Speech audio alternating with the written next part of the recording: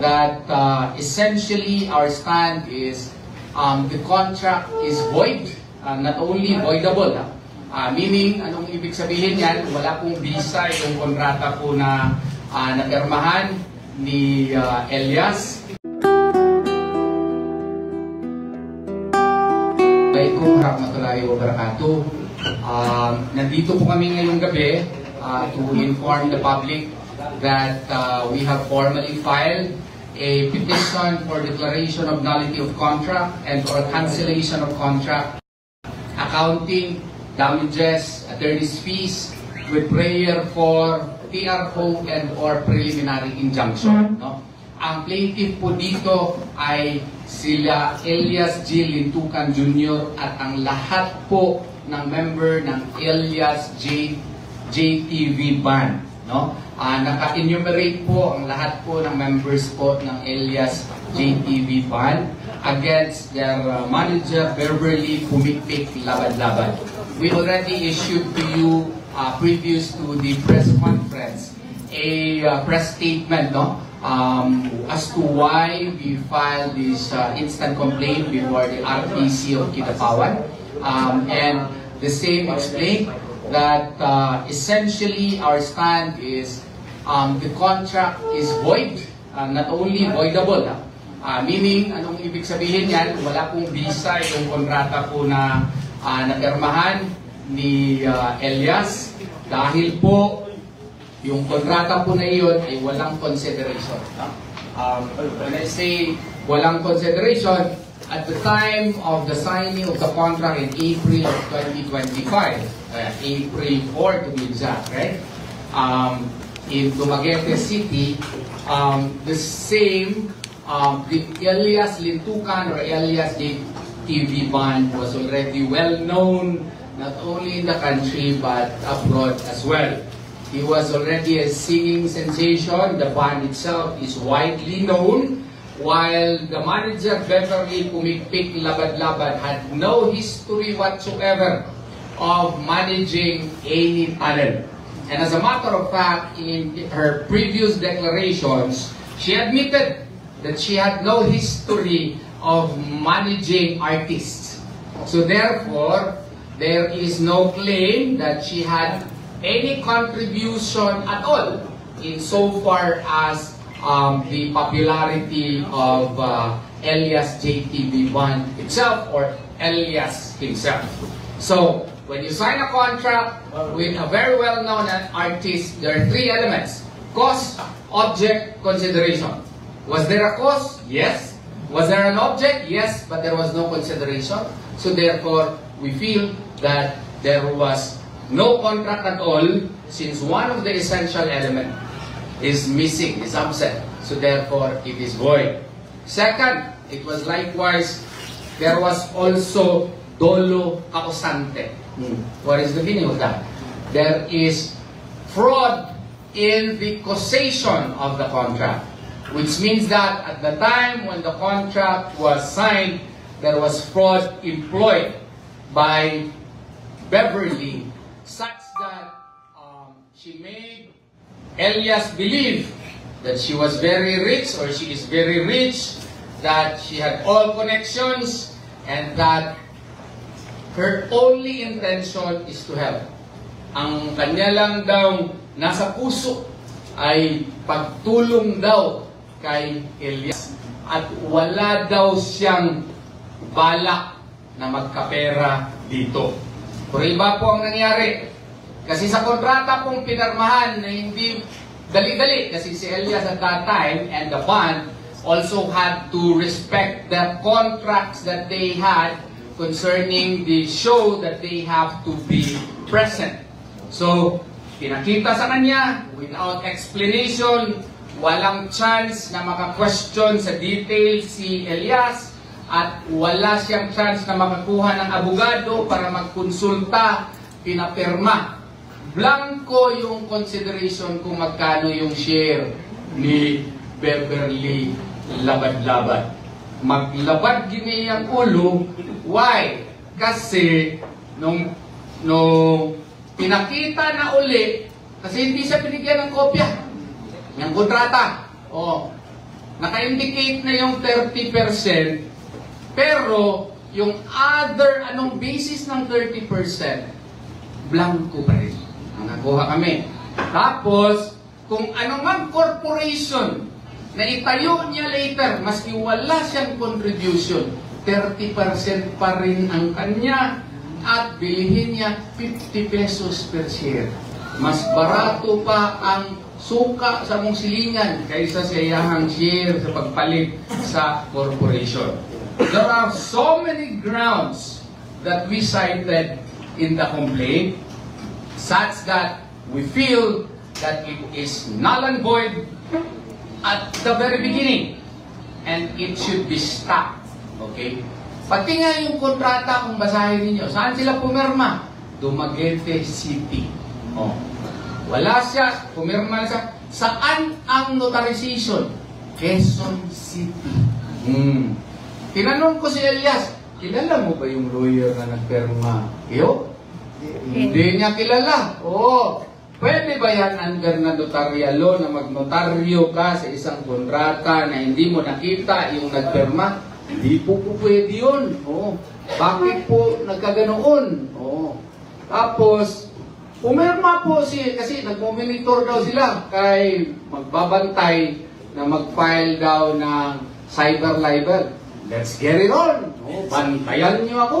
Okay. So, kasi napilitan lamang kami mag-file talaga because we were hoping na something would intervene na pero nagpadala pa sila ng nagpa-conduct pa sila ng press con kagabi. Ang anghang ng mga salita po. Oo. At tinakot pa kami. Naku, taga North Cotabato ito, taga Davao del Sur ako. Takutan ng gusto niyo.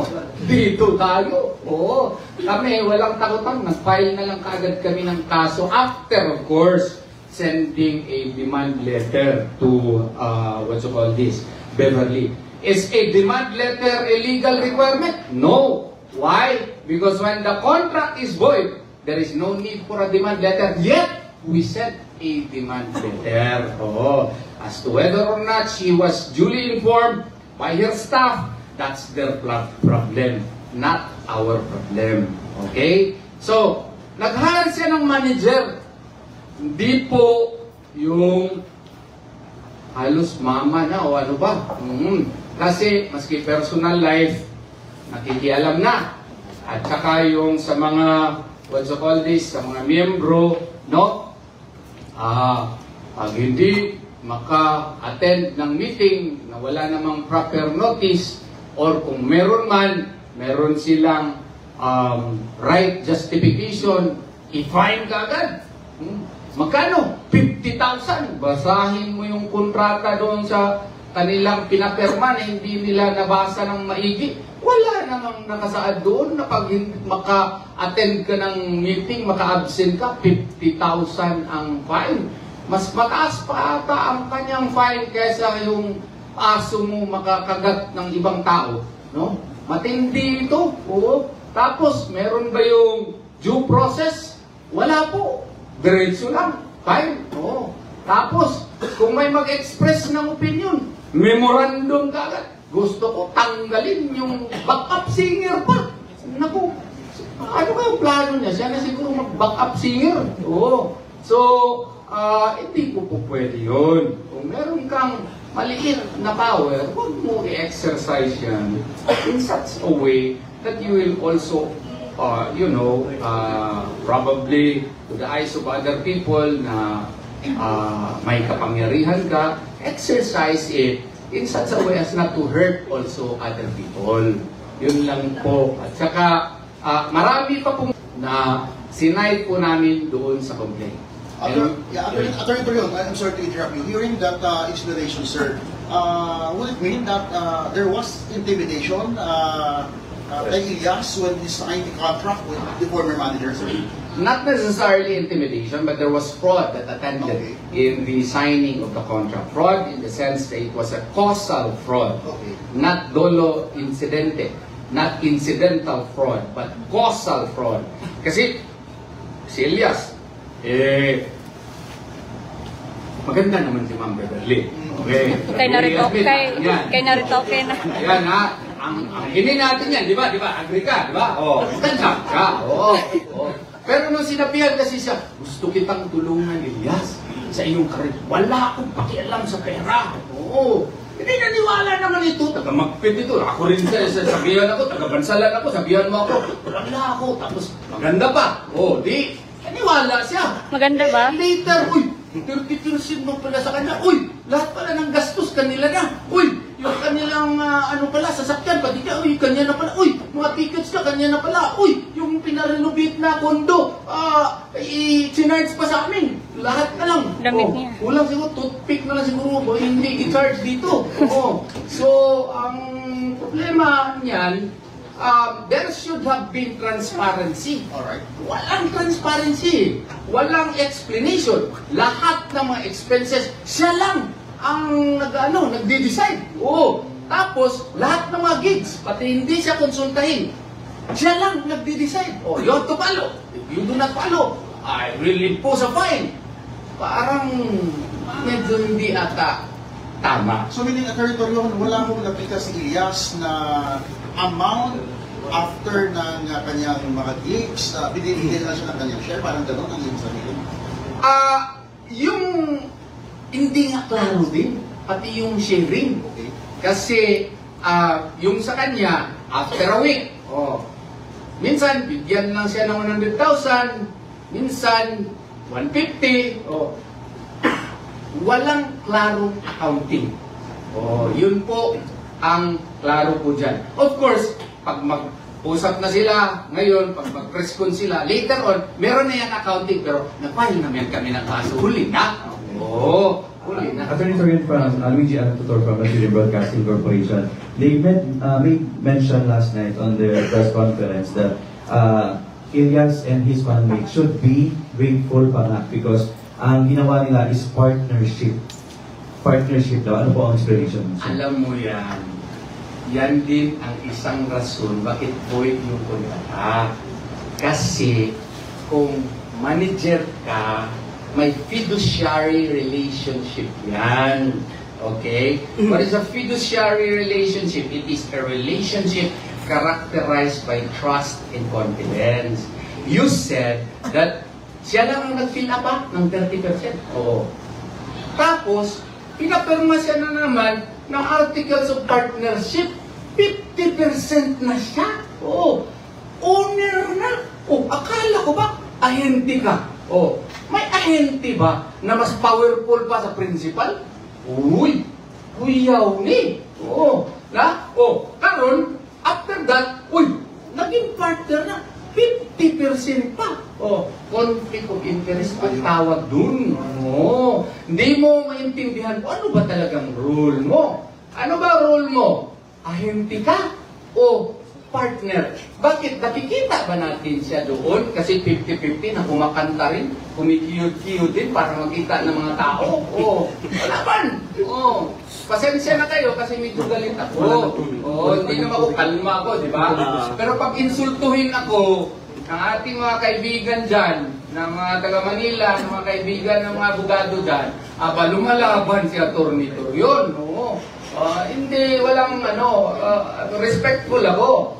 Pero kung insultuhin mo ko, manginsulto ko. Attorney Torion, in relation to that, one of your posts earlier, you made mention, non-verbatim na ayaw niyo daog-daoga ang taga-Bukid kay so-called name. Sa iyo, sa press conference last night, may mga defamatory remarks na na-note ninyo? Wala na. May mga threats, legal threats, mga ganon.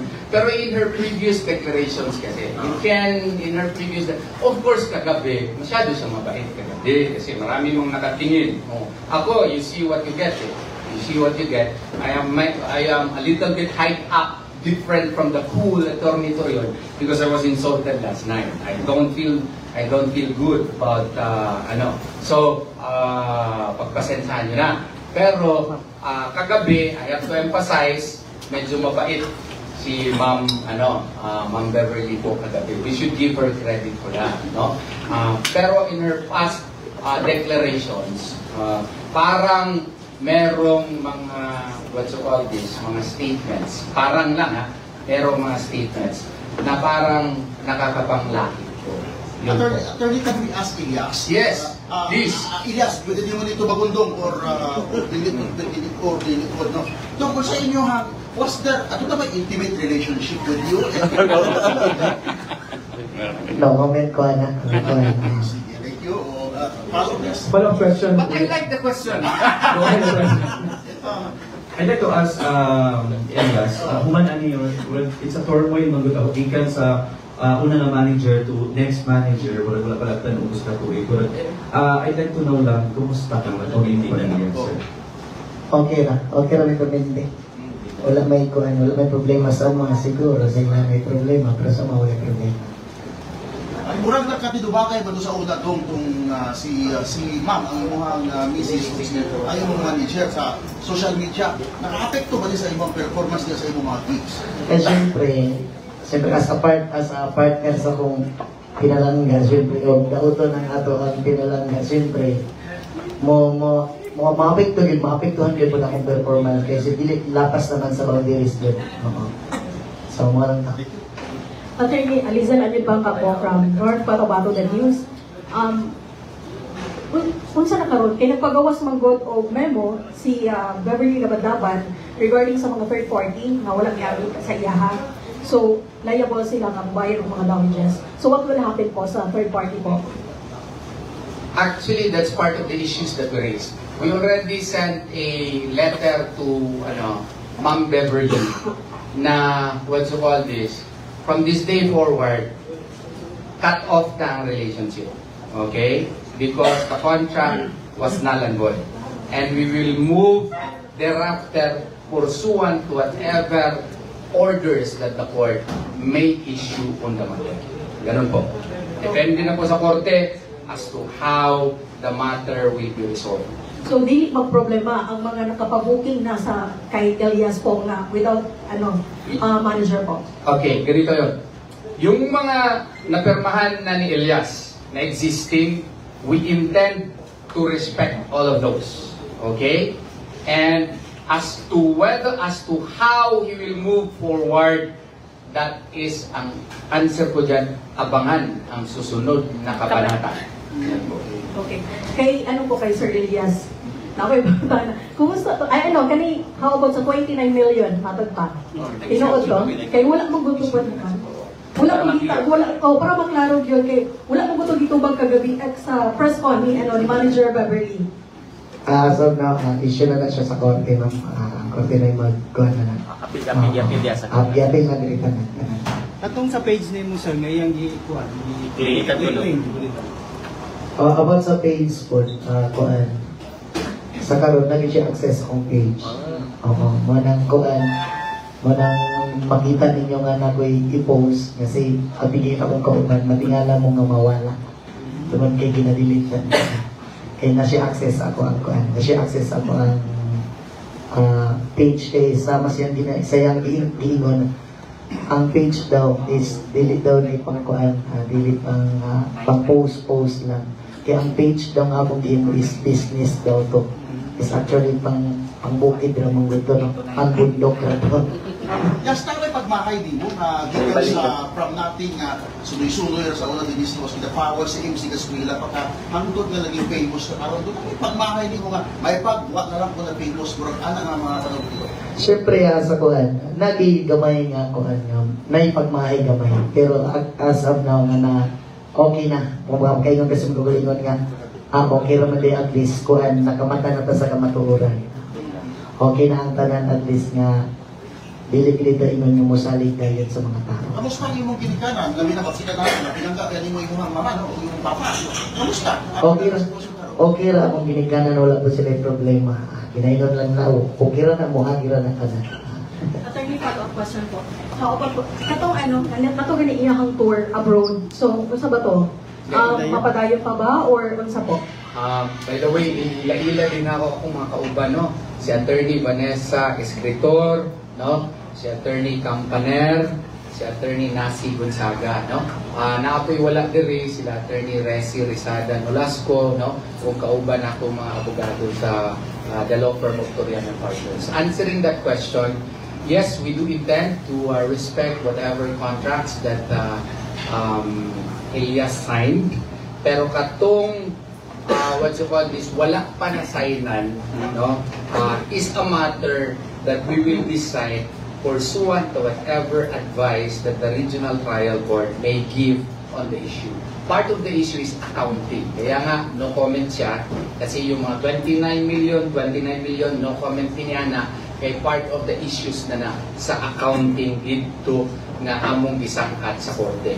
Ang nag-file ani, dili lamang si Elias, kundi ang tanang miyembro sa Elias JTD Band. Walay bisag isang ning kalas. Unanimous ni, mura po di siya 13-0 ang desisyon. Pero yan, sa kanila, isang milyon. Nakagulit ka ng isang milyon. Anak, siya rin yung makatumbang. At one time, wala. Sa kuan, sa kuan. Pero iyang ginaingon, Sir Elias nga kuan, naka-download siya one time, 5 million kay Ma'am Abby. Ang kana mong ato bago na ko nang pangutana. Ang kana mong ang nasulod sa akong video karon is actually kuan na siya mga down payment na sa mga iba-iba nga mga municipal nga kuan mga bookings nga nisulod sa katong una na kong sulod sa iyaha. Kanya kana nga kwarta is wala na ko na siya gihilabtan kay ginahuna-una na ko basic nay moabot nga panahon nga naay municipal nga mo cancel. Pero yun sumasakay lang sa kasikatan ni Elias. Nagkataon lang talaga na abogado ako. Tapos si Elias, kailangan niya ng abogado. Magaling. Oo, hindi naman magaling. Oo. Siguro, sino ba din hindi gusto magsama kay Elias na tingnan mo, kamukha naman kami. Di ba? Oo. So, if I will be hired by Elias, it will be my great honor. So kung makasama ako sa kanyang kasikatan, di, alhamdulillah. Di ba? Ganun lang yun. Grasya yun. Grasya yun ang buong may kapal na dapat nating tanggapin. Na ikaw, Dok, dawat po ka nga ako imo abogado, Dok. Anong di good? So, other with this, yes, Ronda. Sige. Dan. Ang sa ikwan, pwede ba nimo mabawi ko imong account nga na kon iyang ginamanis na karon na may legal action ito rin. Siguro sa kuan diri naging no comment ko diri naging Okay. Part na sa issue diri. Katong sa social media nga dahil na daw imong manager katong si Eloy Bugris na. Tama ba to? Eh mo daw nga nagadepende siya sa imuha kay siya daw ang imong bagong manager. Dili. Sorry. Dili na kinamo. Pero we should commend, ako, I would like to commend Eloy Bugris for defending Elias, no? I haven't met her, pero kung maki-meet gani ko siya, makikapit ko ni Ma'am. Ano? Kay ganahan ko makahibalo nganong isog kay siya. Oh, di ba?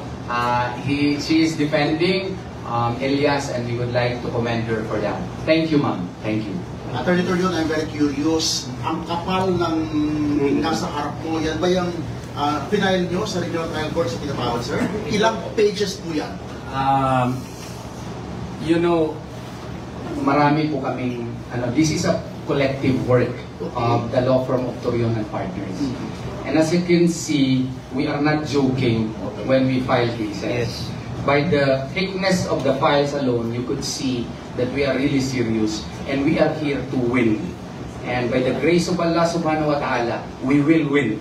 So, this is more than 300 pages na complaint, and this shows our seriousness in fighting for the causes of Elias, because he is, you know, a budding and now one of the best artists that North Cotabato has ever produced, and he should be given his freedom to chart his own destiny away and cut off from whatever factors that are trying to hold him down. Is Notorious firm confident to win this case, sir? Well, by the grace of Allah subhanahu wa ta'ala, I believe in the cause of my client, and therefore, he will allow us to win in this case. But my end, Attorney Torion, my friend, aasahan ba namin na magiging grandstanding ang mga hearings ng kasong ito na baka ang darating sa Kidapawan City is Attorney Topacio? Well, Attorney Topacio is my friend, no? Pareho kami sa PDP Laban, and as a matter of fact, yung PDP Laban nga, merong show na gawain sa amin. Ngayong Saturday, sana mag-start, no? Pero may na-utter kasi yung kaibigan ko kagabi na I have to tell him also that I did not like. Ganun naman si Atty. Torion. Magklaro ako, I did not like. Kaya nga medyo kanina, medyo galit ako, pero okay na ako ngayon. Sir, kinsa ang manager ka nun? Wala siyang manager na. He is fulfilling his contract, yung napirmahan na niya, and we will decide as to who will be his manager based sa anumang declarations ng Korte. Wala na ito, pipili siya ng sinong kanyang manager. Hindi po ako yun, kasi abogado ako. Paruhin ko yan, ha? Kung kailangan niya ng abogado, ng mga kontrata niya, kasi nandun ako. As of now, he is on his own trying to fulfill the contracts that he already entered into. Whether it was through the auspices of Ma'am Beverly, he will follow it. So, kinsa nagkatawat og bookings karon, sir, para sa mga activities na Ilyas? None as of the moment. Ilyas, personal question. Will you plano na magpakasal? Napakasal na kayo na. As about sa pagpakasal is maabot na. Pero sa karon wala kami napakasal, ha? Pero surprise lang, surprise sa pinakalit. Sir Ilyas, okay pa ba? Nani sabot. Kaya magkasal ni Ninong ni. Attorney Torion, from my end, siguro, what is your assurance in legality kay Ilyas, his bandmates, and their family na dili sila makadawat og threat, especially dito sa mga producers nga dili na nila madayon ang mga shows? No, actually, as to shows that he already committed to attend, like for example, the US show, World Tour, no? Ilyas has no plans of not complying with the same. Okay? He will comply. I have advised him that. And he will perform. Provided, of course, na ma-approve ang visa, kanang mga magikinahanglan. Walay dili tumanon si Ilyas, sumala sa kontrata. Ang kontrata lamang niya ni Ma'am Beverly ang ipakat off na mo. Kay murag sa among tanaw, pwede mi magkamali. Wa na gyud na mao. So, last na siguro kay Sir Ilyas. Kadaghan-dagan sa abogado, ganun si Atty. Torion Manimaga. Kana po na nindot na pangulana.